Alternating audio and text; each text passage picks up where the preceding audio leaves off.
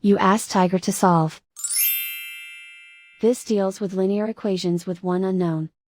The final result is x equals -28/5. Let's solve it step by step. Simplify the expression.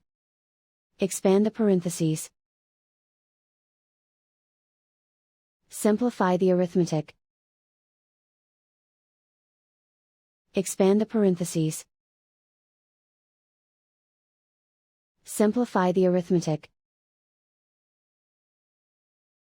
Group all x terms on the left side of the equation. Subtract 4x from both sides. Group like terms. Simplify the arithmetic. Group like terms. Simplify the arithmetic. Group all constants on the right side of the equation. Subtract 6 from both sides. Simplify the arithmetic.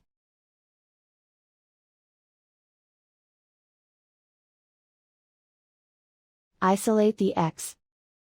Divide both sides by -5. Cancel out the negatives. Simplify the fraction.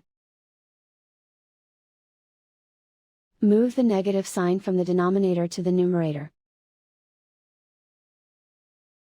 And so the final result is x equals -28/5.